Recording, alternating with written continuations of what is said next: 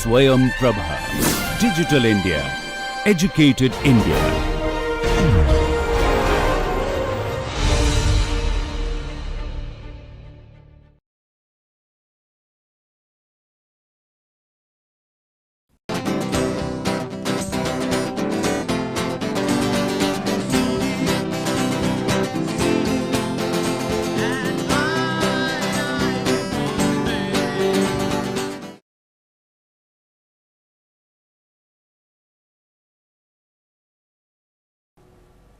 This lecture is titled From the Perspective of Playwriting, and the lecture is divided into 3 parts.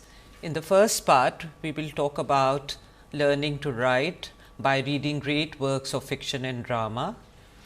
In the second part, we will look at Anton Chekhov's world through his diaries and letters, because we are going to now focus on Anton Chekhov, the Russian short story writer and playwright.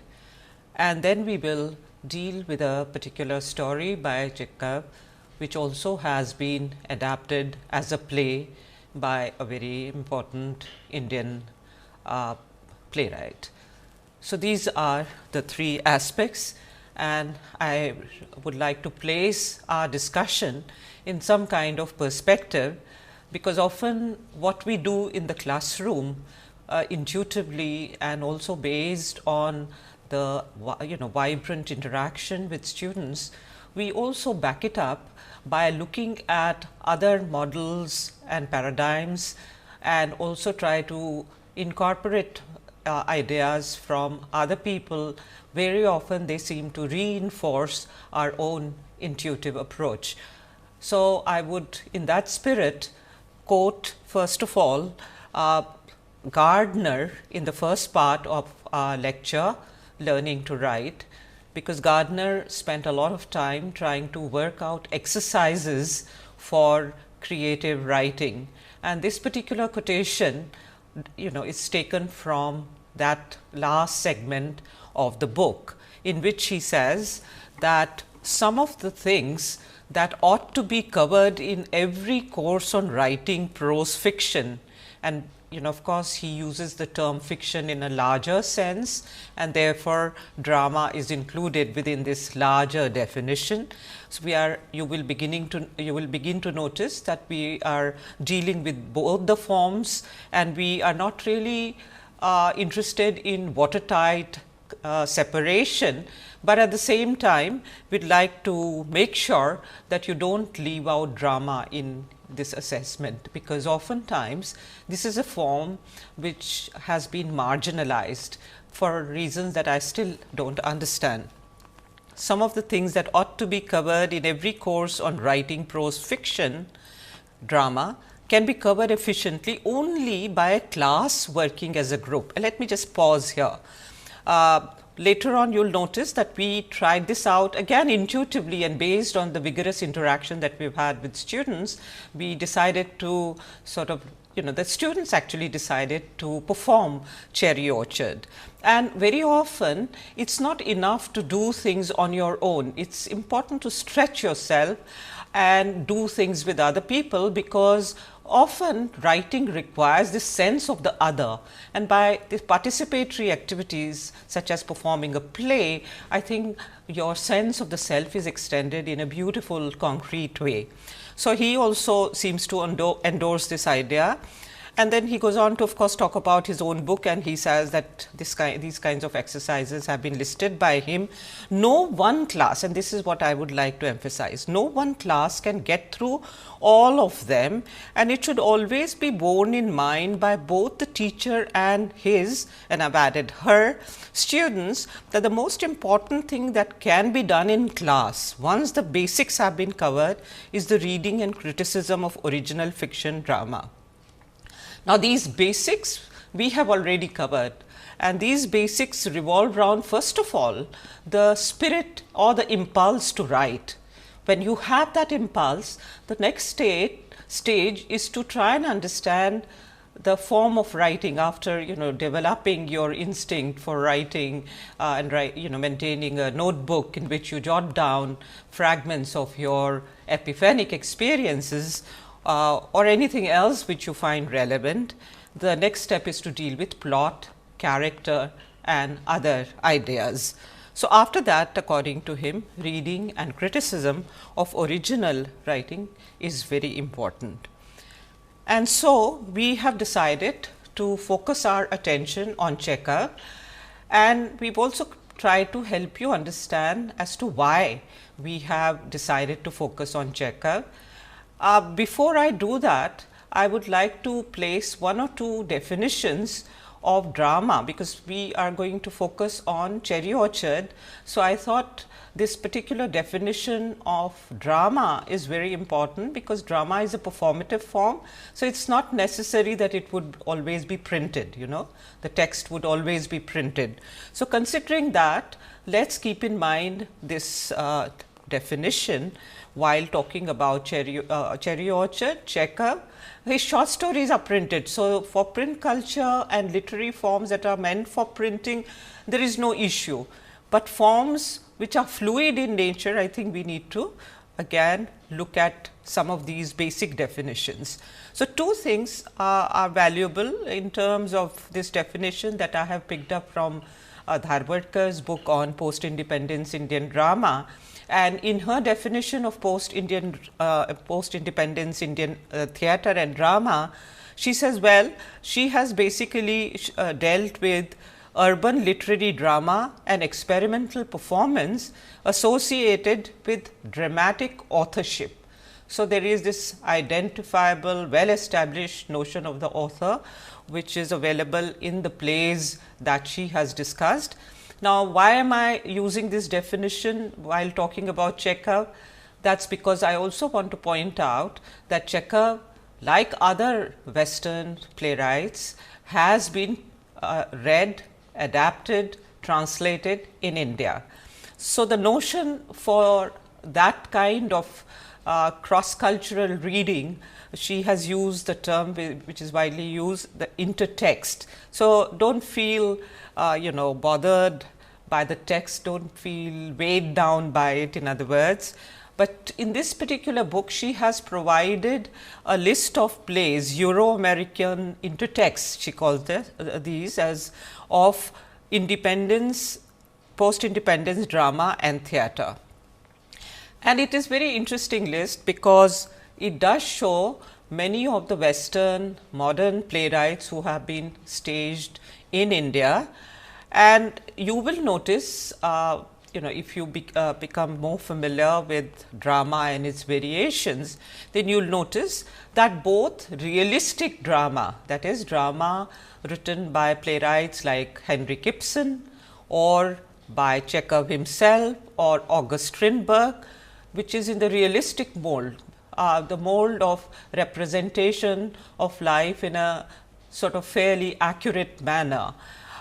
So, plays of that mold are also staged, but plays that completely challenge that notion, and these are described here through the term non-naturalistic drama. These two have been performed extensively. In fact, these have been performed more extensively for very interesting reasons. But all of these plays, whether it is an Indian play that is realistic in nature or non-naturalistic in nature, I think it has to be noted very, very emphatically that they are located, those creative efforts are located in India's own sense of tryst with destiny. And I use this sort of term from Pandit Nehru deliberately, because this particular notion can be seen from so many angles. So, I think the originality of Indian effort remains very, very important in all this effort. Very briefly, I will just point out that Brecht has dominated this scene. As I said earlier, a lot of modern Indian playwrights who were influenced by folk forms, they actually have acknowledged the influence of Brecht, because whether it is Habib Tanvir or Girish Karnad, they have said that Brechtian mode allowed them to look at the material critically, because Brecht was dedicated to political thought processes. his intent was political theatre, and what his mode and model, which in turn was inspired by Asian classical model, where song, dance, conversation, all these are mixed together. In Brecht, these are mixed together for a contemporary political intention. So, this has had an enormous impact on Indian theatre. Ibsen also has a very visible presence by way of translations, adaptations and performances of his plays. Chekhov, however, is a low key presence. But I think what we can also now begin to notice is the fact that his plays may not have been done that frequently, but certainly many of his short stories have inspired theatre productions. So, this is what we will share with you today. And I think another point that I would like you to notice in the next 2 or 3 lectures that will revolve around Chekhov is related to the fact that his theatre also, or his drama also, almost is like a bridge between a narrative of a short story framework and narrative within drama. It's almost seamless, and in fact that is why Chekhov poses a lot of problems, because the highs and lows of dramatic conflict that are noticed elsewhere, these remain very muted in Chekhov. So, right now it is not sufficient really to this is not a sufficient explanation, because we need to read these texts before we can begin to talk about it. So, that is precisely what we are now going to do. So, first of all, let me just place the historical facts of Chekhov's life. He was born in 1860 and he died in 1904. He was a great short story writer, playwright. He was also a physician, although he himself would have given priority to his role as a physician first and to his writing as something that happened alongside.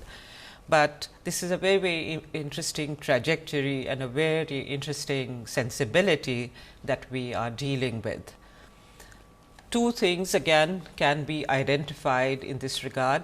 I think we will try to understand not only Chekhov's world, but also his worldview.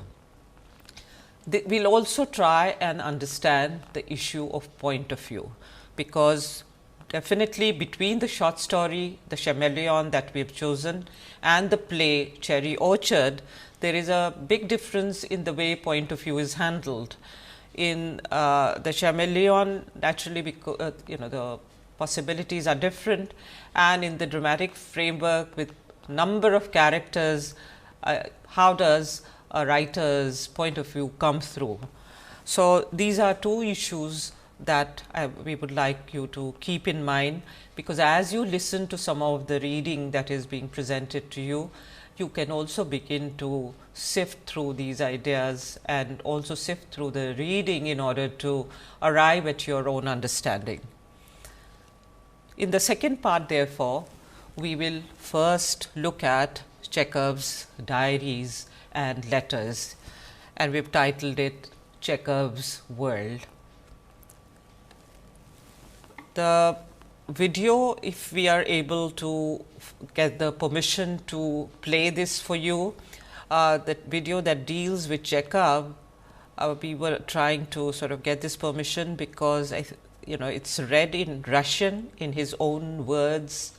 The flow, of course, even if it is something that is not accessible in terms of the meaning, it evokes a wonderful feeling of the Russian language, the landscape, and Chekhov's life through his own words, and the subtitles give you the translation, and the translation is also extremely evocative. We will play this for you so that you can relish the background much more effectively. Местоположение города прекрасное во всех отношениях. Климат великолепный, плодов земных тьма, но жители инертны до чертиков. Все музыкальны, одарены фантазией и остроумием. Нервны, чувствительны, но все это пропадает даром. We would also like you to now look at the diaries and also some of the letters which we've requested one of our students to read for you. What we would like you to keep in mind is our earlier discussion about the writing process and the value of literary notebooks. You remember we had pointed out how, not only for a person who's starting his writing career or who wants to understand how far he or she can go with the writing process, not only for a person like this is the diary or the notebook important, but for great writers also you notice that they maintained certain kind of raw material through which they worked. And so this diary and also the letters together give a wonderful sense of what Chekhov was trying to do.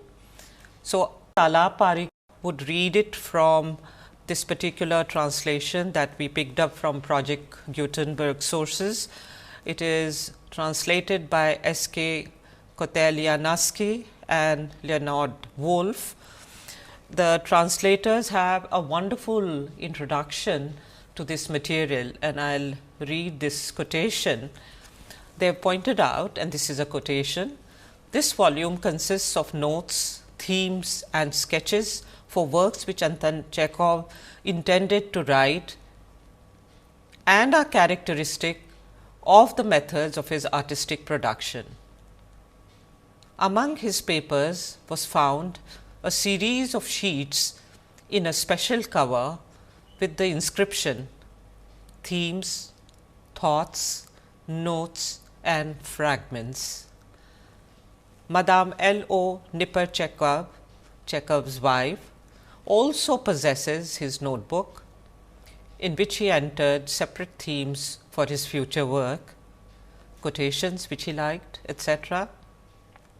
If he used any material, he used to strike it out in the notebook.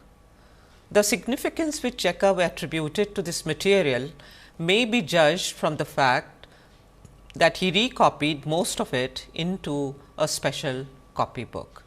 So, again, Camus had such a different method of writing. Because of his sensibility, Chekhov has yet another method. So, we are not really asking you to imitate any method, but it does help you decide what really works very well for you. So, from that point of view, I think if you listen to the reading, you will begin to get a sense of what Chekhov was trying to do. You can hear it almost in his own voice. Chekhov's Notebooks, 1898. Solomon Alone. Oh, how dark is life! No night when I was a child so terrified me by its darkness as does my invisible existence. Lord, to David my father thou gavest only the gift of harmonizing words and sounds, to sing and praise thee on strings, to lament sweetly, to make people weep or admire beauty. But why hast thou given me a meditative, sleepless, hungry mind? Like an insect born of the dust, I hide in darkness and in fear and despair, all shaking and shivering. I see and hear in everything an invisible mystery. Why this morning? Why does the sun come out from behind the temple and gild the palm tree? Why this beauty of women?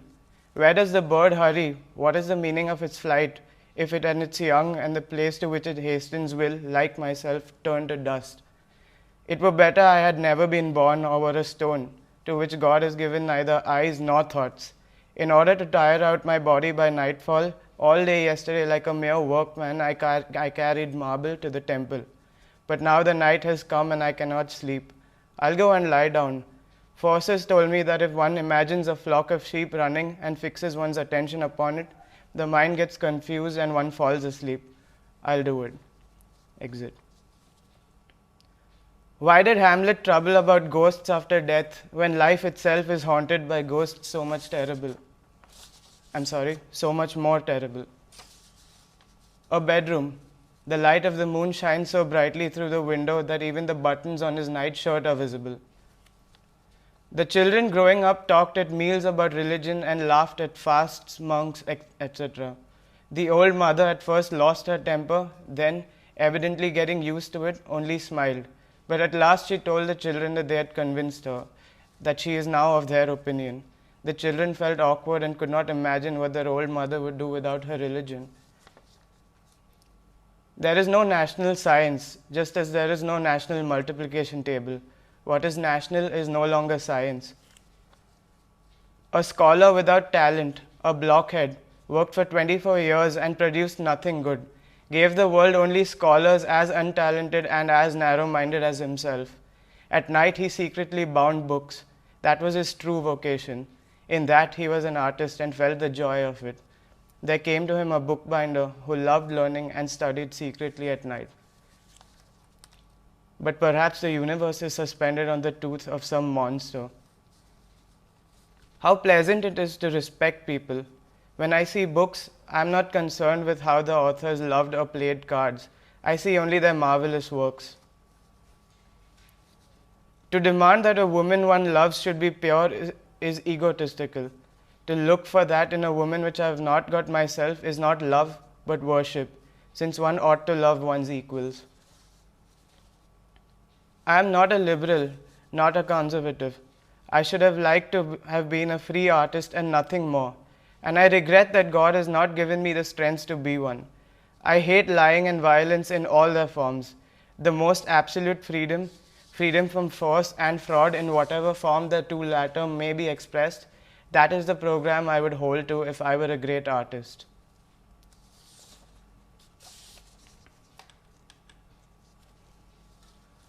Chekhov's letters. To Alexander, my brother. My writing program is absence of lengthy verbiage of political, social, economic nature, total objectivity, truthful descriptions of persons and objects, extreme brevity, audacity and originality, or fleeing the stereotype, and compassion.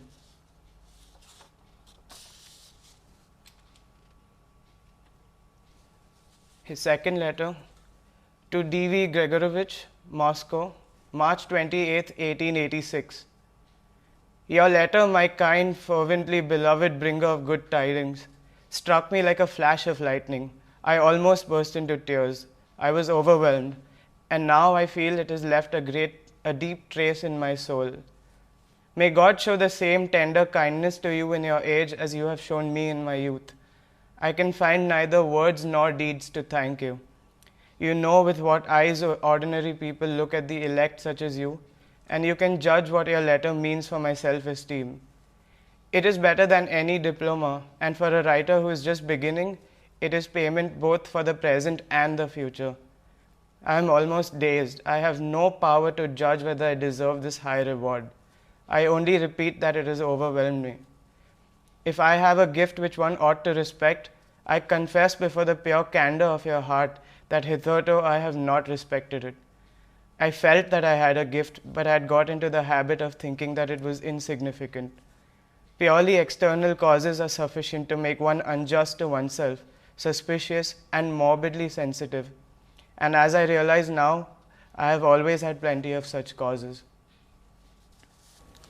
Part C now will deal with story to drama and Indian response. So, you've had some sense of Chekhov's own take on his writing process, and also how he actually didn't take it himself seriously, although he started writing by way of a mode of survival.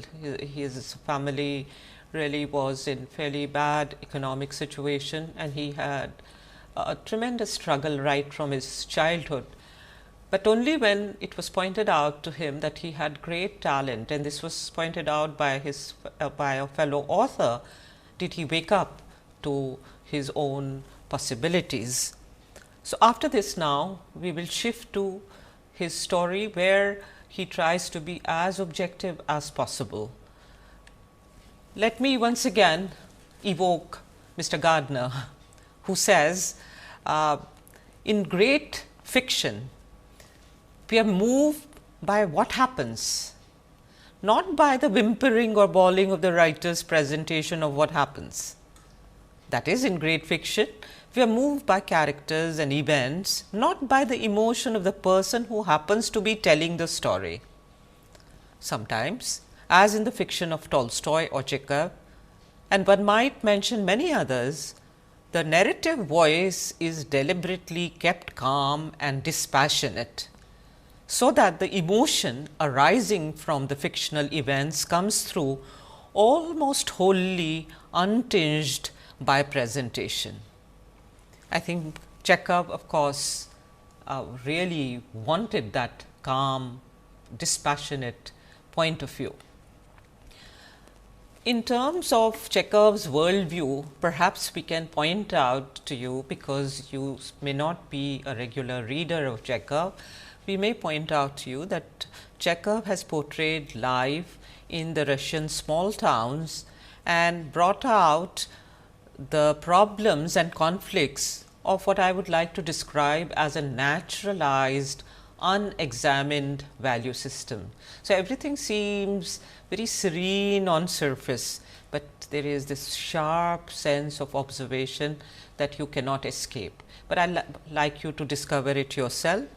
In terms of the short story, The Chameleon, he has used third person limited point of view. And of course, in the Cherry Orchard, this operates in an entirely different manner. We will talk about it when we come to Cherry Orchard. The chameleon of the title is a metaphor for the constantly changing stance of Achumilov, the police superintendent. And I am giving you these comments so that you have some lead into the actual reading of the short story.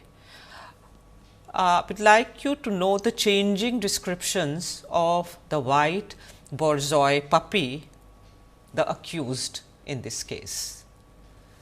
So, do note your responses as the story unfolds, and then later on exchange notes with other people. We may give you an exercise or two of a different kind if we are able to get all the things that we want in order to generate some different kind of discussion. But now, here is the reading of The Chameleon by one of our students. A Chameleon by Anton Chekhov. The police superintendent Ochmilov is walking across the market square wearing a new overcoat and carrying a parcel under his arm. A red-haired policeman strides after him with a sieve full of confiscated gooseberries in his hand. There is silence all around. Not a soul in the square. The open doors of the shops and taverns look out upon God's world disconsolately like hungry mouths. There is not even a beggar near them. So you bite, you damned brute! Ochmilov hears suddenly. Lads, don't let him go. Biting is prohibited nowadays. Hold him. Ah, ah! There is the sound of a dog yelping. Ochmilov looks in the direction of the sound and sees a dog hopping on 3 legs and looking about her, run out of Pichujin's timber yard. A man in a starched cotton shirt with his waistcoat unbuttoned is chasing her. He runs after her and, throwing his body forward, falls down and seizes the dog by her hind legs. Once more, there is a yelping and a shout of, "Don't let go!" Sleepy countenances are protruded from the shops, and soon a crowd, which seems to have sprung out of the earth, is gathered round the timber yard. "It looks like a row, Your Honor," says the policeman. "What's it all about?" Ochmilov inquires, and pushing his way through the crowd. "What are you here for? Why are you waving your finger? Who was it shouted?" "I was walking along here, not interfering with anyone, Your Honor," Ryukin begins, coughing into his fist. "I was talking about firewood to Mitri Mitrich, when this low brute, for no rhyme or reason, bit my finger.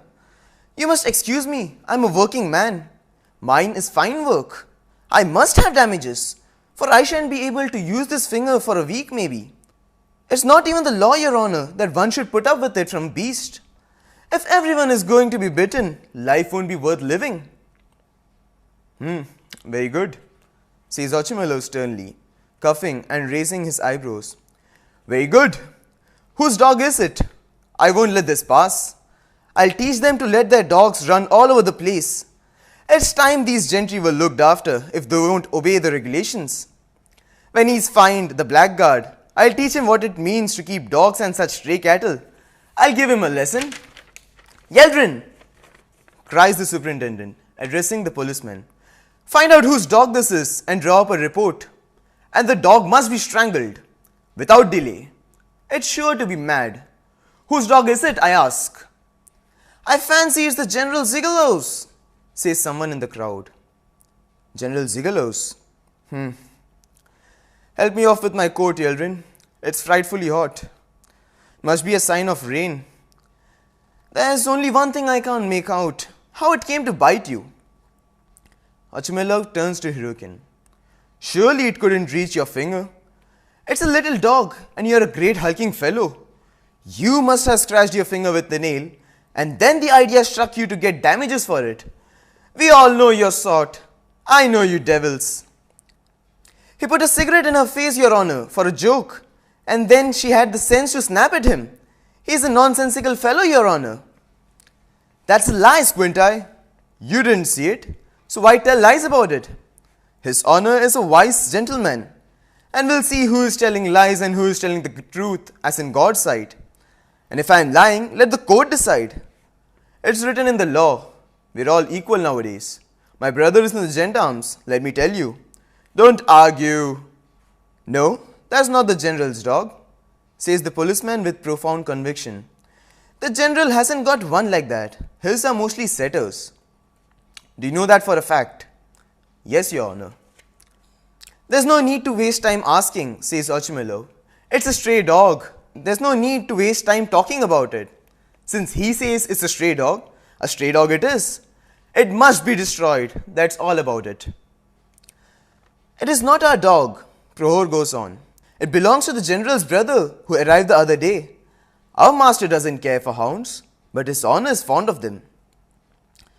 You don't say His Excellency's brother is here, Vladimir Ivanich, inquires Ochumilov, and his whole face beams with an ecstatic smile. Well, I never. And I didn't know. Has he come on a visit? Yes. Well, I never. He couldn't stay away from his brother. And that I didn't know. So this is his honor's dog. Delighted to hear. Take it.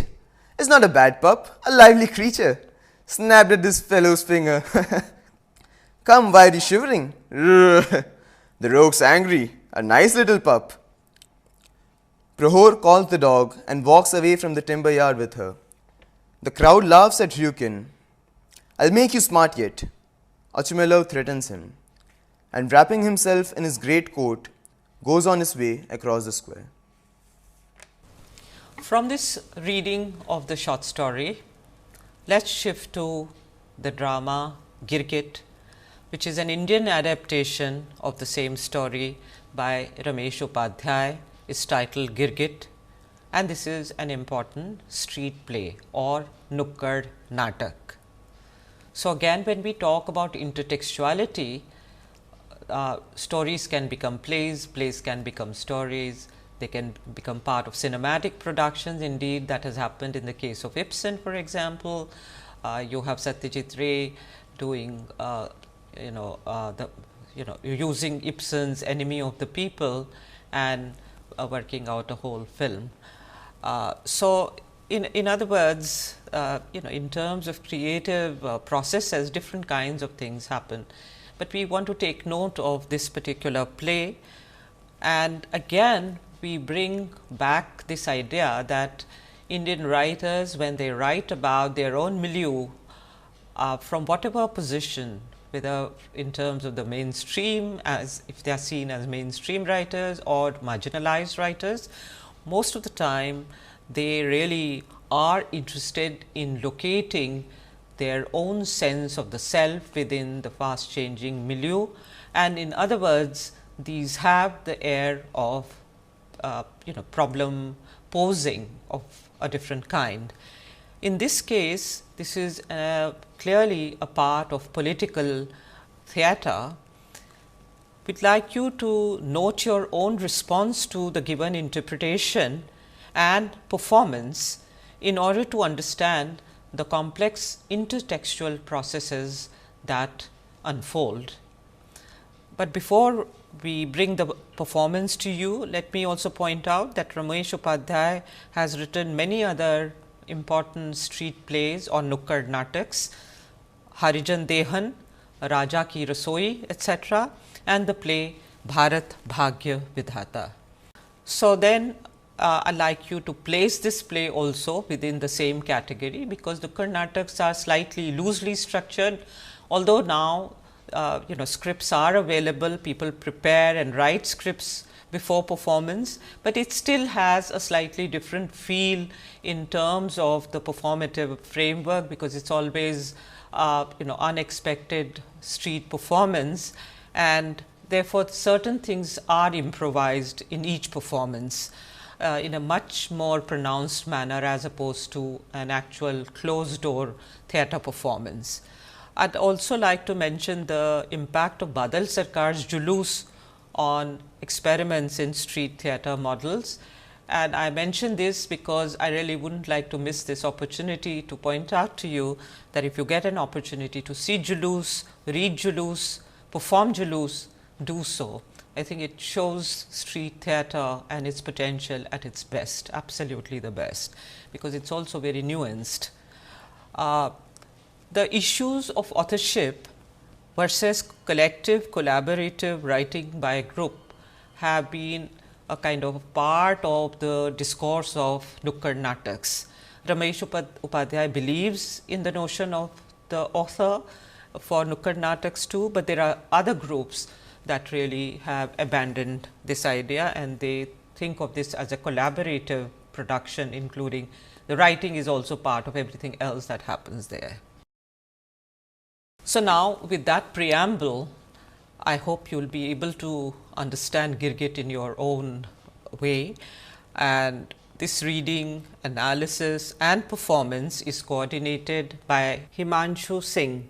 I have absolutely no role in this process, and therefore, you will really see it from the point of view of those who participated in this process. So, here is the student presentation, followed by the works cited list, and I will have to say goodbye to you at this point. नमस्कार, हम प्रस्तुत कर रहे हैं गिरगिट नाटिका का संवाद रूपांतर। यह नाटक पहली बार दिल्ली में 1977 में मंचित किया गया था। इसमें मुख्य अभिनेता हैं। मेरा नाम है जिम मैथ्यू और मेरे किरदार है बड़ा अफसर और एक अभिनेता। मेरा नाम है हिमांशु सिंह और मेरा किरदार है मोटा अफसर। मेरा नाम है अंकित यादव, मेरा किरदार है छोटा अफसर और जेब कतरा। मेरा नाम है ऋषभ जैन, मैं हूं सूत्रधार। मेरा नाम है नवीन जानवीर और मेरे किरदार हैं दूसरा अभिनेता और नौकर। सुनो सुनो सुनो, गिटपिट गिटपिट गिरगिट गिरगिट गिरगिट गिरगिट गिटपिट गिटपिट, चटपट रंग बदल लो भाई, चटपट ढंग बदल लो भाई, गिटपिट गिटपिट गिरगिट गिरगिट गिरगिट गिरगिट गिटपिट गिटपिट। एक रंग से काम न चलता, एक ढंग से काम न चलता, चटपट रंग बदल लो भाई, चटपट ढंग बदल लो भाई, गिटपिट गिटपिट गिरगिट गिरगिट गिरगिट गिरगिट गिटपिट गिटपिट। अफसर के आगे झुक जाओ, चपरासी पर रौब जमाओ, मालिक के तलवे सहलाओ, मजदूरों को डांट पिलाओ, चटपट रंग बदल लो भाई, चटपट ढंग बदल लो भाई, गिटपिट हरदम कुर्सी के गुड़गाओ, सड़क छाप को लात लगाओ, काम निकलता हो अपना तो गधे को भी बाप बनाओ, चटपट रंग बदल लो भाई, चटपट ढंग बदल लो भाई। बहुत है। आज के लिए इतने ही दर्शक काफी हैं। हाँ तो दर्शक भाइयों, नाटक अब शुरू होता है। इस नाटक का नाम है गिरगिट। यह कहानी है सन 1884 में रूसी लेखक संतो चेखोव की। इस कहानी का रूपांतरकार हैं रमेश उपाध्याय। सन 1884 में रूसी लोग, रूसी, चीनी या अमरीकी, फ्रांसीसी हो या अफ्रीकी, जिससे काम निकलता हो तुम झट उसके ही बन जाओ। फौरन रंग बदल लो भाई, फौरन ढंग बदल लो भाई, गिटपिट गिटपिट गिरगिट गिरगिट गिरगिट गिरगिट गिटपिट गिटपिट। पूंजीवादी रहो सदा तुम, पूंजी का हित करो सदा तुम, शोषण और दमन करवाओ फिर झटपट जनता बन जाओ। फौरन रंग बदल लो भाई, फौरन ढंग बदल लो भाई, गिटपिट गिटपिट गिरगिट गिरगिट गिरगिट गिरगिट गिटपिट गिटपिट। बस करो। इन एक्टरों को संभालना बड़ा मुश्किल है। रुको भाई रुको, अब नाटक शुरू करो। मैं मोटा अफसर हूँ। मैं बड़ा अफसर हूँ। मैं छोटा अफसर हूँ। शहर में अमन चैन है? शहर में अमन चैन है? शहर में अमन चैन है? सब अमन चैन है सरकार। सब अमन चैन है सरकार। कोई आंदोलन, कोई जुलूस, कोई हड़ताल, कोई हंगामा तो नहीं? कोई आंदोलन, कोई जुलूस, कोई हड़ताल, कोई हंगामा तो नहीं? कोई आंदोलन, कोई जुलूस, कोई हड़ताल, कोई हंगामा तो नहीं? सब ठीक है सरकार। सब ठीक है सरकार। कोई जनवादी, समाजवादी, साम्यवादी बाहर तो नहीं? कोई जनवादी, समाजवादी, साम्यवादी बाहर तो नहीं? कोई जनवादी, समाजवादी, साम्यवादी बाहर तो नहीं? सब अंदर है सरकार। सब अंदर है सरकार। सेठ, साहूकार, सूदखोर, जमाखोर, मुनाफाखोर, रिश्वतखोर, सब खुश हैं? सेठ, साहूकार, सूदखोर, जमाखोर, मुनाफाखोर, रिश्वतखोर वगैरह सब खुश है ना? सेठ, साहूकार, सूदखोर, जमाखोर, मुनाफाखोर, रिश्वतखोर वगैरह सब खुश हैं? सब खुश है सरकार। सब खुश है सरकार। बको मत, सब खुश नहीं है, उनको और खुश करना है। बको मत, सब खुश नहीं है, उनको और खुश करना है। अब बको मत, सब खुश नहीं है, उनको और खुश करना है। हम पूरी कोशिश कर रहे हैं सरकार। हम पूरी कोशिश कर रहे हैं सरकार। जाओ, दफा हो जाओ। Thank you sir. Thank you very much sir. Ram Singh, Ram Singh, अब यस सर। तू अपनी लिमिट से बाहर जा रहा है रामे। हमने कहा थैंक यू सर और तू कहता है thank you very much sir. तू क्या वेरी मच है? गलती हो गई सर। झूठ बोलता है। अब मेरी कोई गलती नहीं सरकार। फिर झूठ। मैं अपनी गलती मानता हूँ सर। गलती मानने से क्या होता है? कुछ खिलाने पिलाने की बात हो तो जरा बात कर। जरूर जरूर सर, आज ही कहिए तो अभी। नहीं नहीं, अभी नहीं, अभी तो बड़े साहब के लिए बाजार से कुछ फल फ्रूट लाना है। बाजार का सीन, यह बाजार है और इस बाजार में शांति और व्यवस्था बनाए रखने के लिए हमारे ये छोटे और मोटे अफसर इधर उधर घूमते रहते हैं। पकड़ो पकड़ो, जाने ना पाए, पकड़ो इसको पकड़ो। बाजार में कुत्ते भी होते हैं और जेब कतरे भी। कुत्ते लोगों को काटते हैं और जेब कतरे लोगों की जेबों को। ये कैसा हंगामा है रामे? कोई आवारा कुत्ता मालूम पड़ता है। तू जानता नहीं है इसको? कोई नया आया है लगता साहब, वरना यहाँ के सारे कुत्तों को मैं जानता हूँ। पकड़ लो साले को। चेखव की कहानी में लड़के की जगह कुत्ता आता है। ये नाटक में हम कुत्ता कहां से लाएं? सो हम इस छोकरे को कुत्ते बना लिया है। कुत्ते छोकरे से महंगा पड़ता है। खैर, आपको इससे क्या, अगर हम कुत्ते की जगह हाथी भी ले आते तो भी आपको मानना पड़ता कि हाथी कुत्ता ही है। ले भाग और भाग, पर जाएगा कहाँ? पकड़ा गया ना, अब तो काटने के खिलाफ भी कानून है। ये क्या हंगामा मच रहा है? कौन चिल्ला रहा था? और तुम ये उंगली के ऊपर उठाए हुए हो? और तुम लोगों को यहाँ भीड़ क्यों लगा रखी है? देखिए हुजूर, मैं चुपचाप अपने काम से जा रहा था। एक दुकान पर जरा भीड़ लगी थी, मैंने सोचा शायद कोई सेल वेल लगी है, हो सकता है मेरे हाथ भी कोई माल लग जाए, इसलिए मैं वहां खड़ा हो गया। और सरकार मालूम नहीं क्यों इस बदमाश ने एकाएक मेरा हाथ काट लिया। छोटा अफसर कह रहा है यह आदमी जेब कतरा है। छोटा अफसर कह रहा है मैं इसे जानता हूं, समय से महीना पहुंचाता है। तो ये तुम हो? गुस्ताखी माफ हो सरकार, मैं ठहरा कामकाजी आदमी, और फिर मेरा काम कितना पेचीदा है, उंगलियां ठीक ना हो तो हुजूर कोई काम कैसे कर पाएगा ये। और इस बदमाश ने ऐसा काटा है कि हफ्ते भर मेरी उंगलियां काम ही नहीं करेंगी। इसलिए मेरी गुजारिश है कि सरकार इस कुत्ते के मालिक से मुझे हर्जाना दिला दें। और हुजूर, कानून में भी कहीं नहीं लिखा है कि हम जानवरों को चुपचाप बर्दाश्त करते रहें। अगर सब ऐसे ही काटने लगे तो जीना ही मुश्किल हो जाएगा। आप मेरा हर्जाना दिला दें हुजूर। लेकिन ये कुत्ता है किसका? मैं क्या जानूं सरकार, जिसका हो उससे पूछ लीजिए। किसका कुत्ता है? किसी को मालूम है ये कुत्ता किसका है? देखो, सब सालों को साफ सूंघ गया है, लेकिन मैं भी एक नंबर का हरामी हूं, छोड़ूंगा नहीं। ये कुत्ता आवारा तो लगता है नहीं, और पालतू है तो इसका कोई मालिक जरूर होगा। मैं उसको बताऊंगा कुत्तों को छुट्टा छोड़ देने का क्या मतलब होता है। जो लोग कानून के मुताबिक नहीं चलते उनके साथ अब मुझे सख्ती से पेश आना पड़ेगा। ऐसा जुर्माना ठोंगा कि याद रखेंगे। राम सिंह, पता लगाओ ये कुत्ता किसका है, और पता नहीं लगता तो कमेटी वालों को बुलाओ और इसे गोली से उड़ा दो। मैं कहता हूं अब तुम लोग बता दो कि ये कुत्ता किसका है। नहीं बताया और बाद में मुझे पता लग गया, और पता तो मैं कर ही लूंगा, तब देखना किसी चमड़ी उधेड़ता हूं। अजीब बात है साहब, आप कुत्ते के मालिक का पता लगाने की बात कर रहे हैं। पहले ये तो मालूम कर लीजिए कि इसको कुत्ते ने काटा क्यों। तो यहाँ कुत्तों के हिमायती मौजूद हैं। हिमायत की बात नहीं है साहब, लेकिन मालूम तो होना चाहिए कि कुत्ते ने इसे क्यों काटा। आप तो पूरी बात का पता लगाए बिना ही कुत्ते को गोली से उड़वा देने और इसके मालिक की चमड़ी उधेड़ देने की बात करने लगे। ए मिस्टर, तू हमको कानून सिखाता है? ये कुत्ता तेरा है? मेरा? मैं आपको कुत्ते पालने वाला दिखाई देता हूँ? मेरे तो अपने ही पिल्ले पल जाए तो बहुत है। तो फिर ये बकबक क्या लगा रखी है? चुपचाप खड़ा क्यों नहीं रहता? जानता नहीं हमारे काम में दखल देना कानूनी जुर्म है। पर साहब सोचिए तो सही, ये कुत्ता क्या आपको पागल नजर आता है? सीधा साधा कुत्ता है।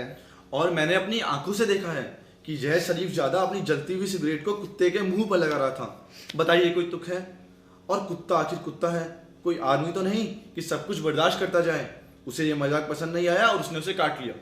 अगर तुमने अपनी आंखों से सब कुछ देखा है तो सरकार, इसने कुछ नहीं देखा, ये झूठ बोलता है। क्यों बे, झूठ क्यों बोलता है? जब इसने मुझे काटा तेरी तो वहां परछाई तक नहीं थी। और सरकार, ये साले बेवकूफ हैं। सरकार खुद जानते हैं कि कौन झूठा है कौन सच्चा। अगर मैं झूठ कह रहा हूं तो चल अदालत में कर ले फैसला। कानून में लिखा है अब हम सब बराबर हैं। देख मैं कह देता हूँ, ज्यादा कानून मत छाट, नहीं तो मैं अभी बता दूंगा कि तू एक नंबर का बदमाश और जेब कतरा है। तेरी तो मैं साले समझ के क्या रखा है, खुद मेरा भाई पुलिस में है, बता देता हूँ। हाँ। बंद करो ये बकवास। अबे ओ श्रीमान जी, तू अगर इसके बारे में सब कुछ जानता है तो उस कुत्ते के बारे में भी जानता होगा। बोल, किसका है? अब कमाल करते हैं साहब, इस उचक्के को तो कुछ कहते नहीं, मुझ पर रोब गाड़ते हैं। कुत्ता किसी का है मैं क्या जानूं? मैंने कोई कुत्ते की जानकारी रखने का दफ्तर खोल रखा है? सुनिए साहब, शायद ये कुत्ता सेठ राम प्रसाद बेनी प्रसाद का है। क्या कहा? सेठ राम प्रसाद बेनी प्रसाद का है ये कुत्ता? राम सिंह, हवा में कुछ ठंडक बढ़ गई है, मेरा कोट देना। अब जरा कुत्ते को ध्यान से देखो। लेकिन एक बात मेरी समझ में नहीं आती, तुमने इसे काटा क्यों? यह तुम्हारी उंगली तक पहुंचा कैसे? यह ठहरा जरा सा जानवर और तुम पूरे लहीम सहीम आदमी। आप ठीक कहते हैं सर, इसने किसी कील वील से उंगली छील ली होगी और सोचा होगा कुत्ते के सर मरकर हर जाना वसूल कर लूं।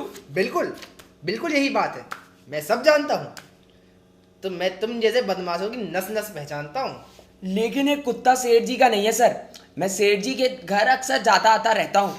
मुझे मालूम है सेठ जी कुत्ते पालने के शौकीन हैं, पर उनके पास ऐसा कुत्ता नहीं है। उनके तो सारे कुत्ते शिकारी पॉइंटर हैं, पॉइंटर। तुमको ठीक मालूम है? अब जी सरकार। उफ, ये कमबख्त मौसम, इसका कुछ पता नहीं चलता। कोर्ट में गर्मी लग रही है। अच्छा, तो ये कुत्ता सेठ जी का नहीं है? हाँ वो जी सरकार। हाँ, यही तो मैं कहूँ कि ये कुत्ता उनका कैसे हो सकता है। मैं क्या उनके कुत्तों को नहीं जानता? उनके पास सब कुत्ते अच्छी नस्ल के हैं, एक से एक कीमती कुत्ता है उनके पास। और यह तो बिल्कुल मामूली कुत्ता है। सेठ जी बोला ऐसा कुत्ता पालेंगे? तुम लोगों का दिमाग खराब तो नहीं हो गया? सेठ राम प्रसाद बेनी प्रसाद ऐसा मरीज कुत्ता पालेंगे? अरे उनको तो ऐसा कुत्ता कहीं आसपास दिख भी जाए तो गोली से उड़ा दें। तो सरकार मेरा हर जाना। हाँ, तुम्हारा हर जाना। लेकिन यह बताओ कि यह कुत्ता है किसका? मैं अभी उस हरामजादे को पकड़े बंद करवाता हूँ। मजाक बना के रखा है लोगों ने, कानून की कोई इज्जत ही नहीं। पागल कुत्तों को छुट्टा छोड़ दिया है। कोई तरीका है? ऐसे तो लोगों की हिफाजत करना ही मुश्किल हो जाएगा। कोई जानता है ये कुत्ता किसका है? ये कुत्ता सेठ राम प्रसाद बेनी प्रसाद का ही है साहब। क्यों राम सिंह, ये क्या सुन रहा हूँ मैं? वो हो सकता है उनका ही हो सर, इसके माथे पर तो लिखा नहीं है। ये साहब ठीक कह रहे हैं, ये कुत्ता सेठ जी का ही है। कल मैंने उनके अहाते में बिल्कुल ऐसा ही कुत्ता देखा। राम सिंह, मुझे कोट दो और कुत्ते को जरा ठीक से देखो। ये कहते हैं सेठ जी का ही है। राम सिंह, तुम ऐसा करो कि सेठ जी के यहाँ ले जाओ और वहां मालूम करो। अगर कुत्ता उनका है तो मेरा नाम लेना और कहना कि सड़क पर दिखाई दे गया था और मैंने वापस भिजवाया है। और हाँ, सेठ जी से कहना इसे सड़क पे ना निकलने दिया करो, पता नहीं कितना कीमती कुत्ता हो। और तू हाथ नीचे कर, पाजी कहीं का। जानता है सेठ राम प्रसाद बेनी प्रसाद का क्या चीज है? उन्हें कहीं मालूम पड़ गया कि तू उनके कुत्तों के मुंह में सिगरेट घुसेड़ रहा था, तेरी खाल खिंचवा के भूसा भरवा देंगे, समझा? अब तू यहाँ से चलता फिरता नजर आ, नहीं तो मैं तेरी हड्डियां तोड़ता हूँ। सर वो सेठ जी का नौकर इधर आ रहा है, पहले उससे पूछ के देखें। हाँ हाँ, पूछो। अरे ओ भाई, जरा सुनो, जरा देखना ये कुत्ता सेठ जी का है? हमारे सेठ जी का नहीं साहब। देखा साहब, मैं कोई झूठ बोल रहा था क्या? नहीं, तुम ठीक कह रहे थे, मैं ही गलती पर था। भला ऐसे मरियल और आवारा कुत्ता सेठ राम प्रसाद बेनी प्रसाद का हो सकता है? देखो राम सिंह, अब इस कुत्ते के बारे में बात करना अपना वक्त बर्बाद करना है। यह आवारा कुत्ता है और कटखना भी है, क्या पता पागल ही हो। तुम ऐसा करो कि टेलीफोन करके कमेटी वालों को बुलाओ और मेरी बात तो सुनिए साहब, मैंने कहा ये कुत्ता हमारे सेठ जी का नहीं है, पर मैंने ये कब कहा कि ये आवारा कुत्ता है? तो ये कुत्ता हमारे सेठ जी के भाई का है, परसों ही उनके साथ कलकत्ते से आया है। क्या कहा? सेठ जी के भाई आए हैं? कलकत्ते वाले सेठ गंगा प्रसाद? जी हाँ, और यहाँ कुत्ते कलकत्ते उनके साथ आया है कलकत्ते से। तो क्या सेठों के साथ उनके कुत्ते भी कलकत्ता से भागने लगे? बको मत, तो गंगा सेठ भी कलकत्ते जाकर कुत्ते पालने लग गए? आजकल कौन सेठ कुत्ते नहीं पालता साहब, लेकिन अपनी अपनी पसंद होती है। हमारे सेठ जी को तो इस नस्ल के कुत्ते बिल्कुल पसंद नहीं है, पर गंगा सेठ को यही नस्ल पसंद है। लो भला, गंगा सेठ यहाँ आए और हम मुझे मालूम नहीं? अभी तो ठहरेंगे ना? हाँ। तो यह कुत्ता उनका निकला। राम सिंह, तुम कितने गधे हो, तुम्हें यह भी मालूम नहीं कि यह कुत्ता किसका है? देखो कितना शानदार कुत्ता है, कैसा प्यारा नन्हा मुन्ना, वाह भाई वाह। लो भाई, इसे संभाल कर ले जाओ, और सुनो, गंगा सेठ को मेरी याद दिलाना, या तुम रहने दो, मैं खुद ही आके उनसे मिलाऊंगा। कलकत्ते जाकर बस गए हैं तो क्या हुआ, मुझे भूल थोड़ी गए होंगे। बहुत अच्छे। हाँ तो श्रीमान जी, अब आपका हर्जाना कौन देगा? मैं दूंगा हर्जाना। साले बदमाशी करता है और हर्जाना मांगता है। अब दफा हो यहाँ से, एकदम मार मार के डिबरी टाइट कर दूंगा, हरामी कहीं का। और आप लोग भी फुटिए यहाँ से, यहाँ कोई नौटंकी चल रही है। चलिए चलिए, चलो भाई राम सिंह, बेकार में साले ने मूड खराब किया। जी सर। गिटपिट गिटपिट गिर गिट गिर गिट गिर गिट गिर गिट गिटपिट गिटपिट। एक रंग से काम न चलता, एक ढंग से काम न चलता, चटपट रंग बदल लो भाई, चटपट ढंग बदल लो भाई। गिटपिट गिटपिट गिर गिट गिर गिट गिर गिट गिर गिट गिटपिट गिटपिट। Thank you. हाँ।